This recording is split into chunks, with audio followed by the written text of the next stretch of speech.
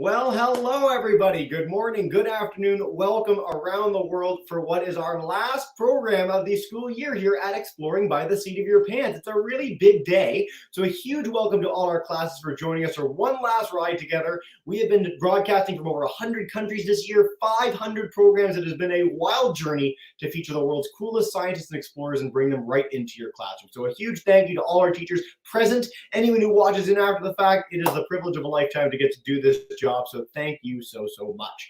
Now, we couldn't be wrapping up the year in any better fashion than with our friends at the exploration vessel Nautilus. The Nautilus crew has been one of our biggest partners over the last 7 years. We've done, I think, 40 broadcasts with them featuring incredible stories from the sea about their efforts to explore, map, and understand the oceans of our planet. We still know more about the moon than we do about the deep ocean, and the Nautilus crew is working to change that by bringing these stories of really incredible, biodiverse, geologically active, incredible places in the oceans of the world. So today, they are off the British Columbia coast, one of the most special places on this planet, and I am so thrilled to welcome them in to explain a little bit about what they're doing, where they are, and so much more. So Nautilus crew, welcome to the program, everybody. Hi.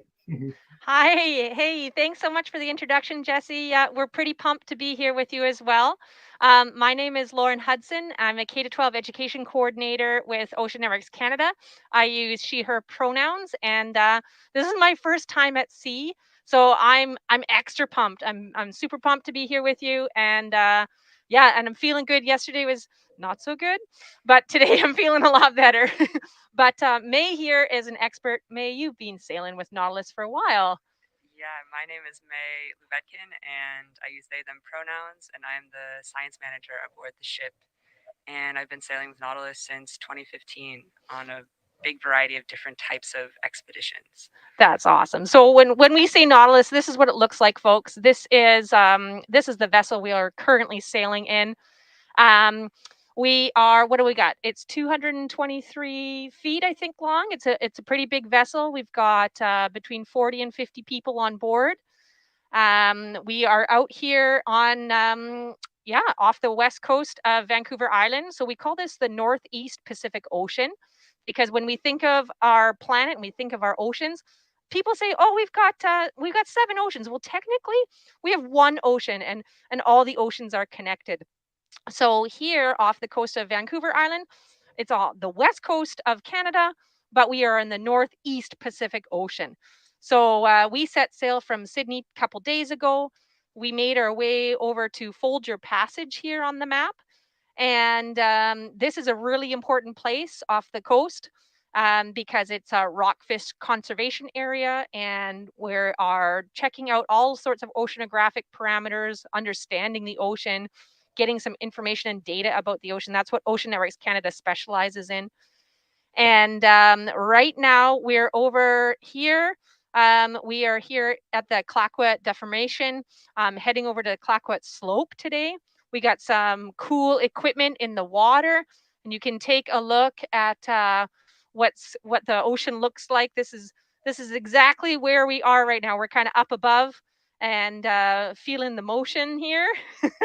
The ocean's pretty pretty wild. I guess not too big. You've probably sailed in bigger seas, hey May? Yeah, a little bit, but yeah, it's a bit choppy out here. It's a bit choppy. So and you can see the off the back. We've got the ROVs off the back, and I would love to know if folks out there know what ROV stands for. Ooh, well, we've got some YouTubers, we've got our live classes. Dr. Oakley School, do you guys have any idea what ROV means? Any thoughts? 4 or 5s? No, a lot of no's, okay. Miss Sussman's class, you guys just joined us a minute ago after getting underway. Any thoughts in your class? Does anyone know what ROVs are? Yes? No? Not really sure. Not really sure. Well, this is perfect. Nautilus, you guys are more necessary than ever for SciComm. Oh, excellent. All right. So this is a beautiful picture of an ROV. This is one of the ROVs that we are using here, our main ROV, Hercules. And Hercules has a buddy ROV in the background. The picture here shows Argus, but the buddy ROV that we're using is Atalanta right now. And I've got a little video here to show you a little bit more about ROV. And I haven't even told them what ROV stands for, did I? I skipped right over that. So remotely operated vehicle. So here we go. This is a 360 of Hercules. And Hercules does a lot of work for us. And when I say Hercules does work, what I mean is Hercules has to go down into places where we can't go. Here's a picture of Hercules being deployed. That's our fancy word for put in the ocean. And now these up here, these grabbing arms are probably most important for the work you do. So why would I say that? What's special about these grabbing arms? Yeah, so the arms on our ROVs, on Hercules, for example, are used to do a lot of different sampling techniques, or in this case, used to help maintain and do work on the very elaborate and important underwater observatory that we are currently working on. It's a cabled observatory. But normally what we use these arms for is something like similar that we would use our arms as people for, to pick something up, to look at something more closely, to grab something underwater. So we're actually controlling those arms from this control van that you see right behind us here. And we have specialized pilots who are experts in using miniature versions of the arms to grab samples, to and to look at things more closely. So here's an example. You might see something that looks kind of familiar here. Kind of looks like playing video games. Do any of you like to play video games? Maybe any of the classes? Yeah. So controlling the ROV, and you know what was interesting is that it's not just one person. We've got a team of 3 pilots and a navigator. So it's a big job. It's a big job. It's excellent that we have so much space in our control room, so we can have experts in piloting Hercules, in piloting Atalanta or Argus, in the navigation or the coordination of all of the different vehicles. Don't knock it over, Bob. And the ship itself, which the vehicles are actually attached to. So when we say remotely operated vehicle, this vehicle is operated from here, but it's deep underwater and it's connected via cables and fiber optics, so that we're able to have video streams and power and communications and all of that with our vehicles. I'm curious, you talked about the people that are operating them. Is there a special skill set you need for that? You talked about video games, and the button to bring me back up just was not working when you asked that, so apologies for that. But I'm curious, for students that might want to have a job doing something like this, is there any specific technical expertise they need, and what are they actually using to control the ROV? Yeah, great question. Yeah, well, there are so many different roles in the control van, but also on the ship at large. So not only are there pilots and navigators who are using those controls that kind of resemble video game controllers, but we also have video engineers, so people who know all about our video streams, and all of the screens you see back here are all coordinated and engineered by our video engineers. And we have data and scientists and data engineers. We also have professional educators, and we have all sorts of other people involved with the operation. So there's a lot of different directions you could go in terms of the skills you have to be out here, but definitely broadly in the sciences and the ocean sciences, and in engineering, and in video and photography, documentation. So there's a lot of ways you can get out here, and on our website, on the nautiluslive.org website, if you're interested in learning more, there's many different pathways to careers. There's many different things that you can engage with. We have a lot of lessons and opportunities for you to explore on our website as well. Yeah, and I'll just pop that website up. So here you can take a look more from, I'll just move the screen there, nautiluslive.org, so you can follow along for sure. And I did hear, I was chatting with some of the ROV pilots this morning, and lots of different career paths actually got them to where they are. But May, what about you? So tell us a little bit more about your job. Well, I started off, I became really interested in the ocean when I was a teenager, and I knew I wanted to study something with the ocean. I didn't know exactly what, and I decided to go with geology because I was really interested in studying the structure of the ocean and how that was kind of involved with the structure of the planet and just better understanding Earth processes underwater. And so I then specialized in volcanoes, but mostly in volcanoes underwater, submarine volcanoes. So I did a lot of school and studies on ocean sciences and volcanoes, and I ended up coming out here as an intern, and then I stayed out here doing different types of work, and I work on other ships as well. Um, and I do kind of a big range of general ocean science when I come out here. Cool. Awesome. I'm curious for what it's like actually living on the ship. This is a question we get every time we Yeah. have a chance to be there. Many times this is your first journey. So what stands out as a person who's like an old pro on ships, and what stands out as something who's never had the opportunity to be on? I'm really curious what life is like. Oh, that is a great question, Jesse. May, who should go first? Why don't you go first? Okay. Go for it.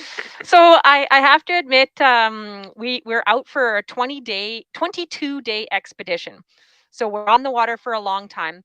Yesterday we were able to see the coast, but today it's just open ocean as far as you can see. So just kind of like this, right?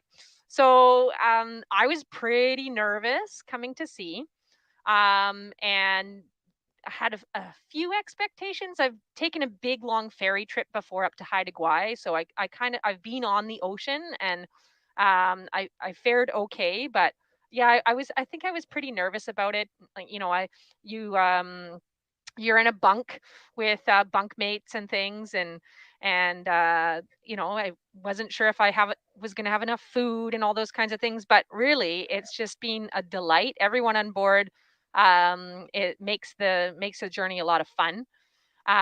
So yeah, so we've got it's kind of like summer camp. We get bunk beds, and we get fed. Like Yes. I don't know, they're gonna have to kick me off. I don't have to cook. I don't have to cook anything. Every meals are all prepared for me. Lots of choice of different kinds of food. So if you follow a vegan diet or a vegetarian diet, they got you covered.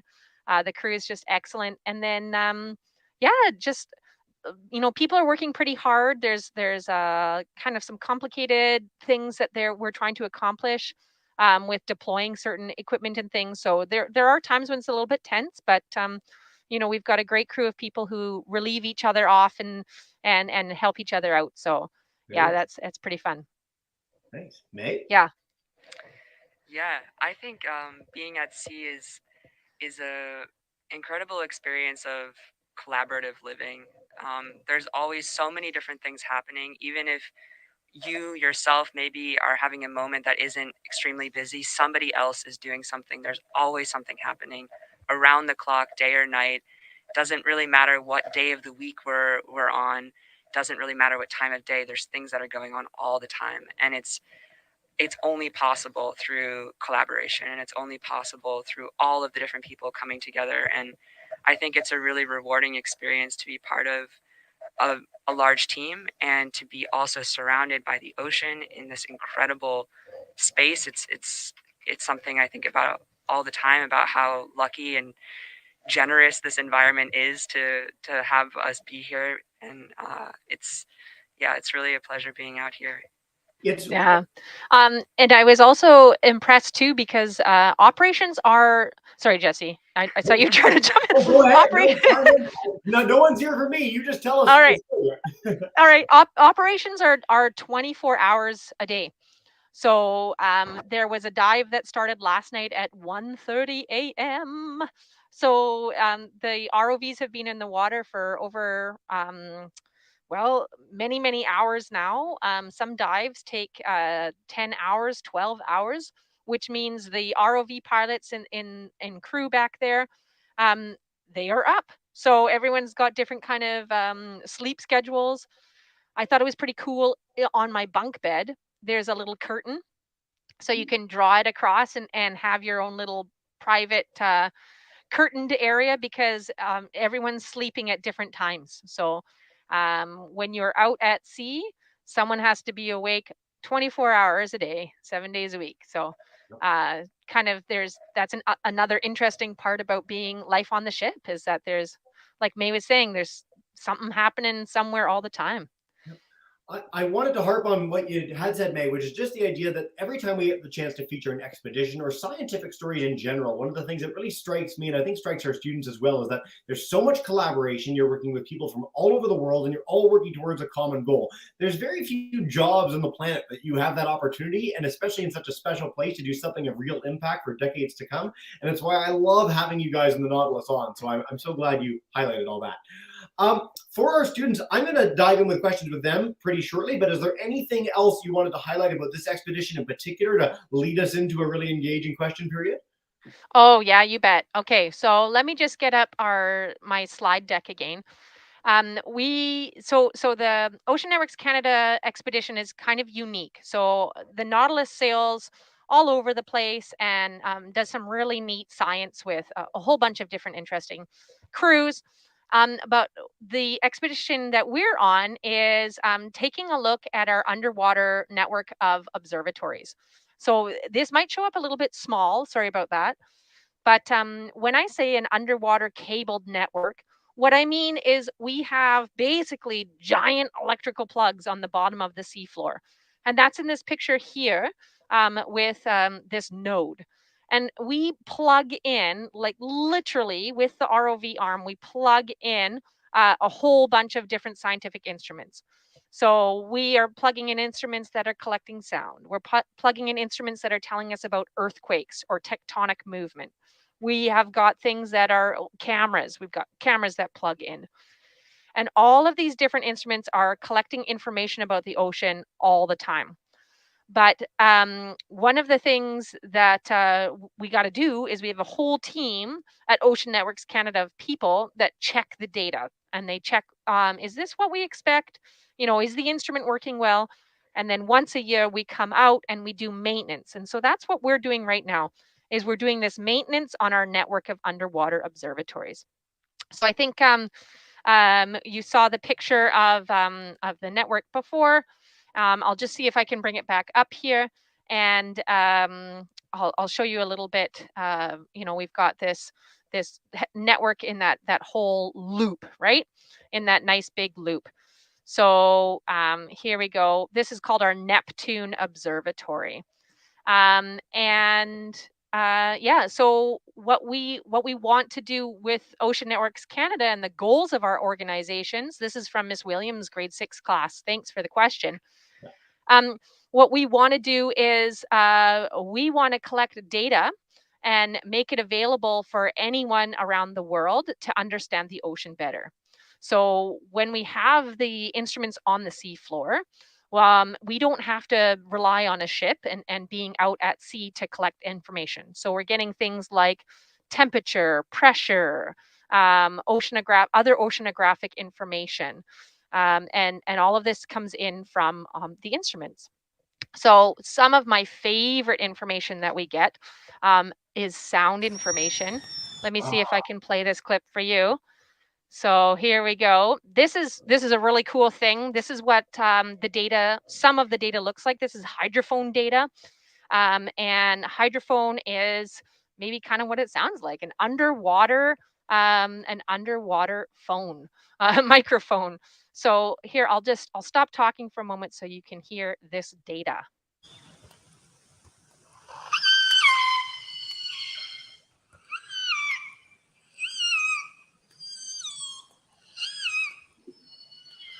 All right. That's Any guesses? That is so cool. So that's an answer to the question of what kind of data. This is one of the types of data that we collect. And what I'll do is, don't worry about the things in the chat. I'm going to come into the classes live. That's why we're all here together. So I'll go one by one through the classes, and classes you don't need to type anything in the chat. That's why we're hanging out together. So I'm going to head to Dr. Oakley School next, actually. If you guys have a question for us, you can come on in and ask our Nautilus crew. Hey, 4-5s. Look at all the hands. I love it. Hey, everyone. Who wants to come up? Who wants to come up? Layla? Hey, Layla. I think. Do you want to come up, Layla? Come up. So this is. I have a question. Why is everything named? Why is most of the things named after Greek gods and Greek names? Interesting. Oh, Great question. that is a great question. I don't know, May. Do you know?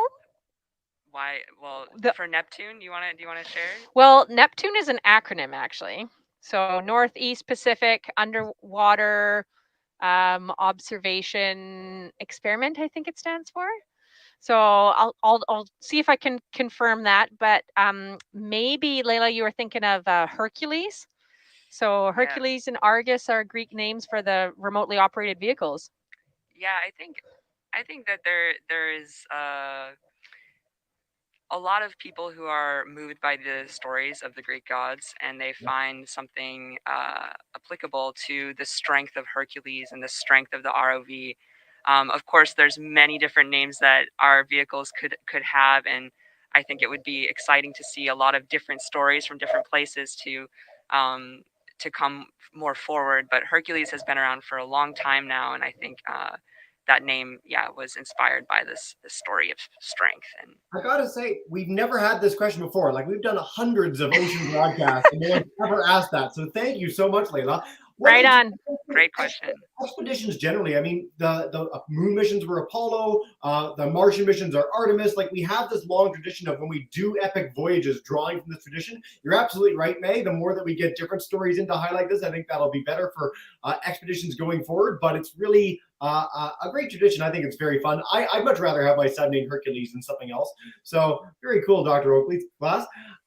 Miss Sussman, we're going to head to you, Miss McNamara, next, and then we're going to do a whole other round. We got all you classes, which is marvelous. YouTubers, you can feel free to chime in with questions too. But Sussman's group, come on in. Hey.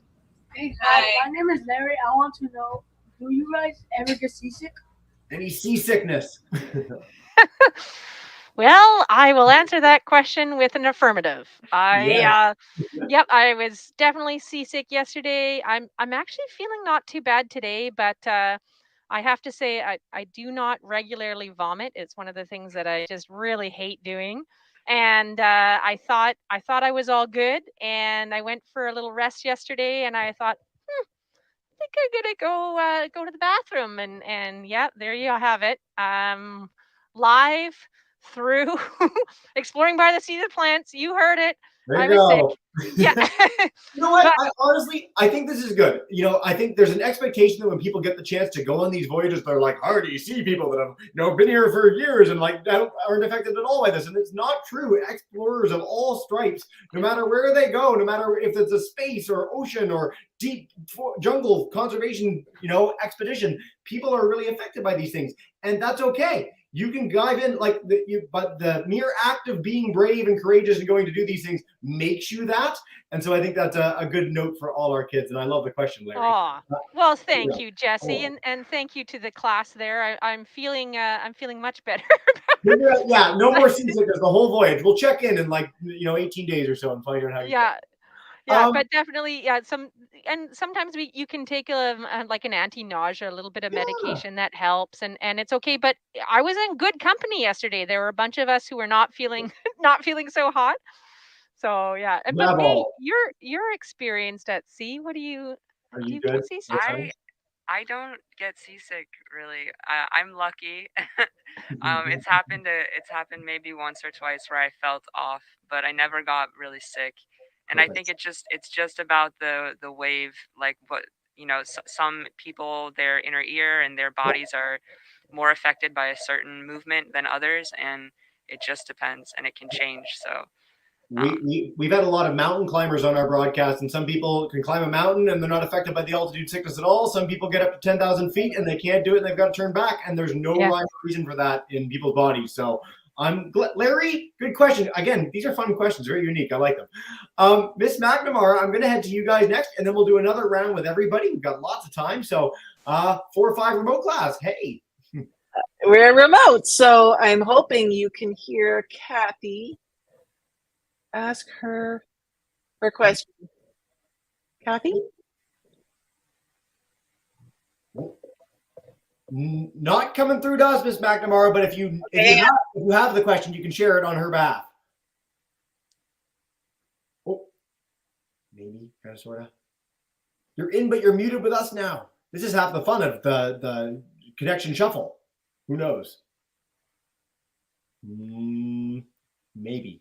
I can come back, Miss McNamara. If you get her question, you can relay it to us, okay? I'll do that, and I'll be back in a second, and we'll head back to Miss Williams, grade 6s. If you want to unmute your mic and share on behalf of your class, you're good to go.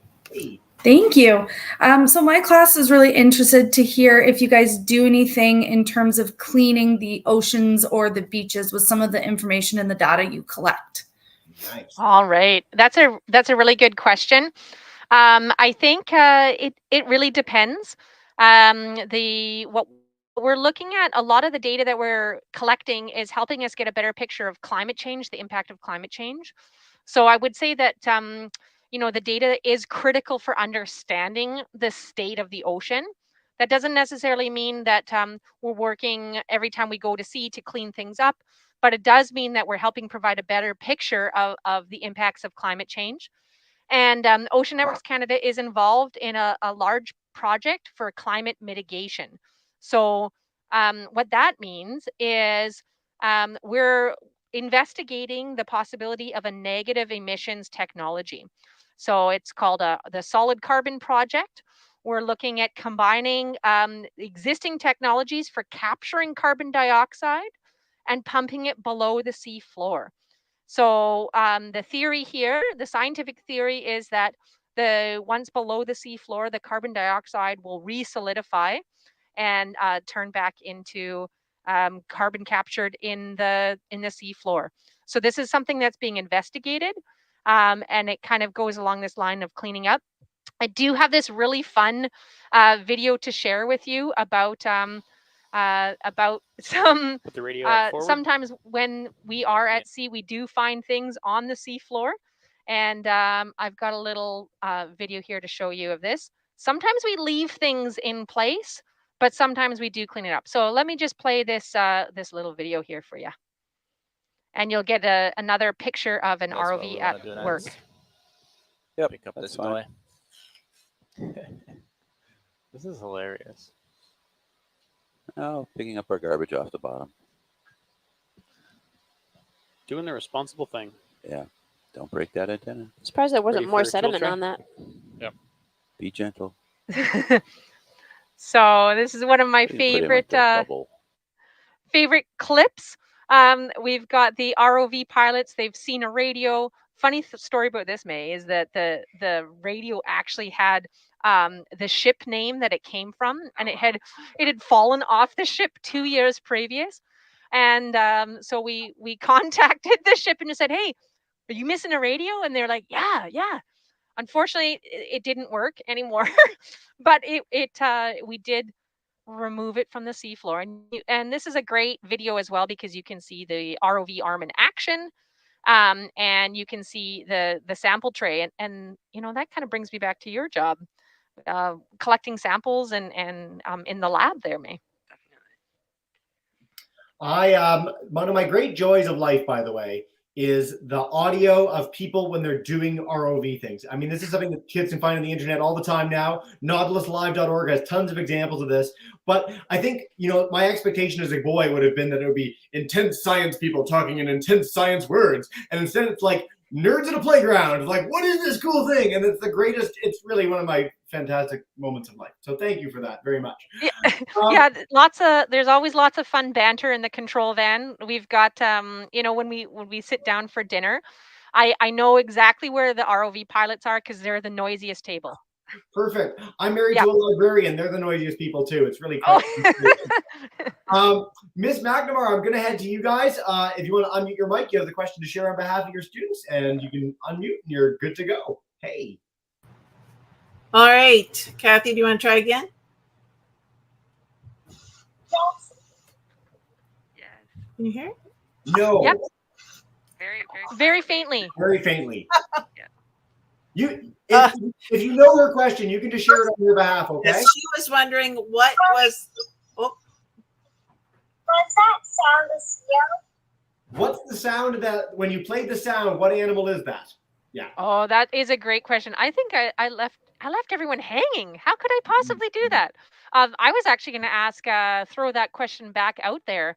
Does anyone know or have a prediction of what you think that might be? Should I play the game, Jesse?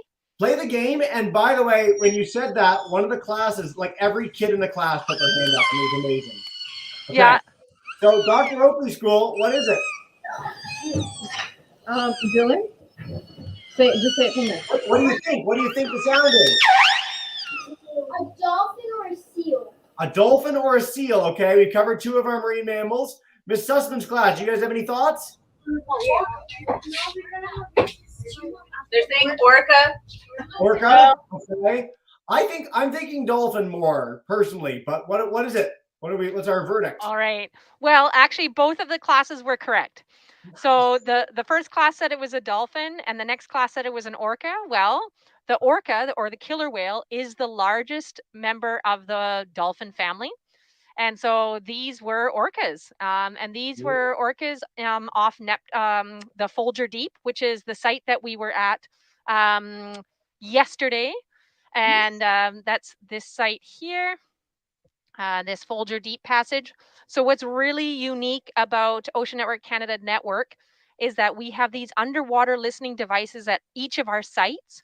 And we are the only organization thus far that has hydrophone recordings of all 3 ecotypes of killer whales. Cool. So there, what I mean by ecotypes is there are groupings of orcas, and they're kind of divided up by what they eat. Yes. So we've got the resident orcas. They like to eat salmon and fish. They're very picky eaters. And then we have the transients or bigs, and they like to eat marine mammals. So they'll eat what am I thinking? Seals, and they'll also eat fish, but they'll also eat sea lions. I watched a sea lion, a group of sea lions getting hunted this year. It was pretty intense by orcas. I think that's hence why they're called killer whales. And then the third species is our offshores. And because they're offshore, we don't really know a lot about this ecotype of killer whale, but we do have recordings from our underwater network of what they sound like. So being in the water 24/7 is giving us data and helping us understand creatures that we know very little about. So, and I will add, last thing, I mentioned food is what's common or what's different between all 3 ecotypes. Offshores are known to eat sharks. Yes. So, yeah. So I was going to highlight 2 things. First of all, every one of our students should look up an orca skull when you're done this broadcast, because there's no more metal or scarier skull in the history of nature than an orca skull. We record them eating great whites. We recorded them eating blue whales, which are the biggest animal ever to exist. Like, they are the absolute apex predator of the ocean. Nothing messes with an orca. They're spectacular. So do check that out when you're done the broadcast. And so cool that you had the opportunity to record all 3 groups. Miss Sussman's class, I'm going to head back to you guys for a sec, and then we're going to take another round and wrap up pretty soon after that. Come on in, guys. Hey. Yeah. Hi, my name is Carlos, and I have a question. When your ROVs go offline, how do you find them? Ooh. When our ROVs go off Line. Offline. Ooh. Oh, that's a good question. If we had this call 2 years ago, I would have said, oh, they don't really go offline. But May, were you on the expedition when one of the ROVs got lost?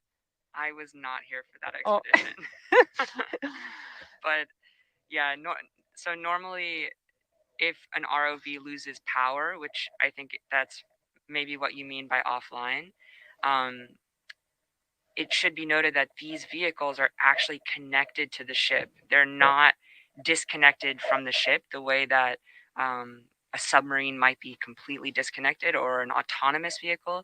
There is this tether here, that yellow cable that connects the ROV Hercules to another ROV, which is then connected to the ship via a long cable from the back of the A-frame.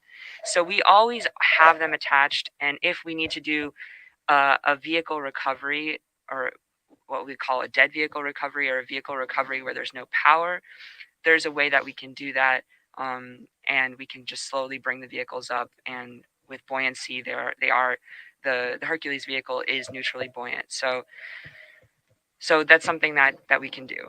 If the tethers are cut or there's something has gone very, very wrong and they've been lost, then we would need to do something different and bring in another vehicle to look for it. And that's go ahead. And that's also why we have like the ROVs are in sequence. So we have Atalanta and Hercules together right now.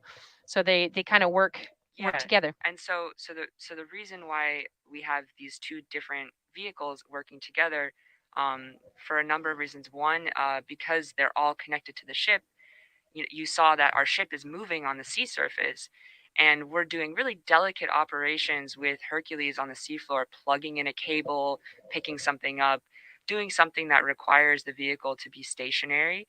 And so it's very useful that we have two vehicles, because at Atlanta will actually absorb a lot of the movement of the ship, and then Hercules will be able to freely move without having the ship pull the vehicle in one direction or the other, and ensuring that all three, both vehicles and the ship, are in the right position to work is the job of our navigator. So that's something that's really important for this kind of work. Yeah, and that's we have a navigator position in the control van. So right, right right back there. And then it allows us. Oh, sorry. Last thing, and it allows us to see. It allows us to get really great pictures. So you wouldn't be able to get a picture of an ROV if you didn't have another ROV taking a picture of it. So I think this is Hercules taking a picture of a sponge. And this is probably Argus taking a picture of Hercules taking a picture of the sponge. So there you go. My favorite genre of exploration photography is like the sub from the other sub. It's like, is there anything cooler than that? I don't know. I don't think so. So thank you very much for highlighting that. And again, to the question, just broadly speaking, expeditions like this cost a lot of money. The machines and the robots that they're sitting down are very expensive. So there's a lot of systems in place to make sure that they aren't lost, that you don't have a catastrophic failure, and that you have redundancy in the case of something that does happen.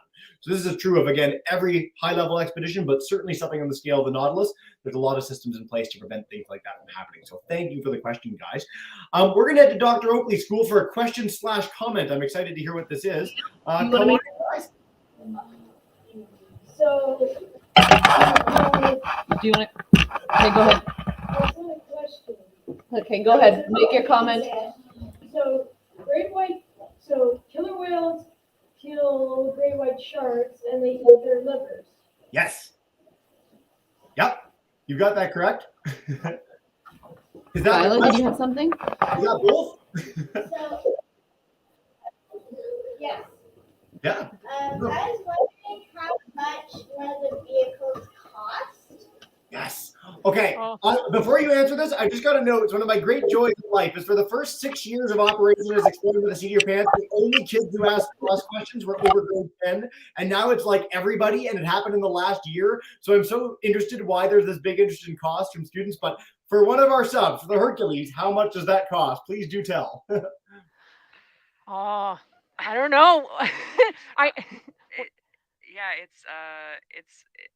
So Hercules has been around for a long time, but there's also been a lot of refitting the vehicle. So there are parts of the vehicle that are older than other parts, but there's always a kind of renewing process, and things are always changing, and there's upgrades and new features. So I couldn't tell you the exact value of Hercules at this moment, but tens of thousands of dollars for sure. Yeah. Well, and I like to highlight because, it's one of the questions we get from kids, and sometimes the follow-up is like, why do they cost that much? How do they cost that much? Scientific enterprise in general in the United States or around the world is such a small fraction of the budget of most countries. So when we think about these robots, which can be very expensive, the whole vessel, the cost of having the staff there is in the millions of dollars. And it sounds like a lot, but it's such a small percentage of what we do as a society, and what it leads to is our entire understanding of the world and universe around us. So So really, if you look at countries throughout the world that have spent money and spent more money, sort of percentage-wise speaking, on research and science, it leads to so many benefits for them as a society, whether it's economic or just in terms of that understanding. Like everything that we think of and we understand about the world and universe comes from enterprises like the Nautilus. And so I would say that if anything, the world of deep sea exploration and sea exploration is very limited. You're one of the only vessels that I know of that are doing the work that you do, and you do so much with what is, in the scheme of things, a pretty limited budget. So I'm really glad we get this question because it allows us to talk more about this. So I hope you get even more toys and all the subs coming in the second vessel, but the beginnings of your own fleet. That's my goal for the Nautilus in the years to come. Before we wrap up, I know we could go all day with this. We are nearing the end of the broadcast and the end of our entire school season here at Exploring by the Seat of Your Pants. For our students, both live and watching afterwards, is there any broad general message you want to share about the work that the Nautilus does that we can leave with our kids to go home with today? Yeah, well, if you are interested in any of this work or you're inspired by this work, remember that we are live streaming all the time. So when we're at sea and when we're working, you can always join us. When we're underwater with vehicles, you can ask more questions and we have people on watch while we're diving that will answer and engage with you. So you can do that at home with your family members, with your friends. And if you want to stay involved, there's also a lot of opportunities. We have a patch design contest for kids. So if you want to draw or design our expedition patch, we have this. We also have internships when you get a little bit older, and lots of different things that you can stay involved with online. And with ONC, do you have any? Oh yeah, for sure. This is a great question. We also have co-op positions. So when if this is something that you're interested in at all, follow that interest. Talk to people who are in these kinds of jobs. I think more and more there's all sorts of ways to connect with people who are in STEM. So that's science, technology, engineering, and math. And you heard from May, and from me, I didn't share, but I started in sciences, and then I became a teacher, and then I returned to the science realm and doing science education. So, follow the different paths that there are out there, because there's lots of different ways of staying connected to things that you're passionate and enjoy. And I started off by saying we have co-op students. So let me return to that thought. So when you're finished high school, and if you decide to go into post-secondary education, some of the post-secondary schools, like universities, they'll offer something called co-op. So what that means is that you go to school for 8 months, and then you have a work term for 4 months. And we currently have about 6 co-op students. Yeah, co-op is the best. It allows you to try out different jobs.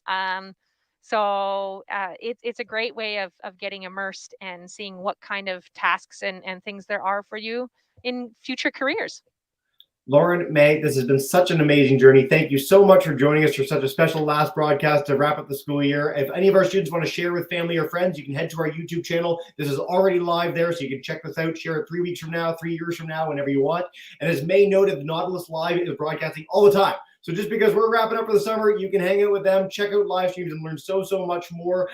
We really encourage you to do so. You could not have a better organization sort of highlighting the excitement of exploration and discovery on the seas or beyond.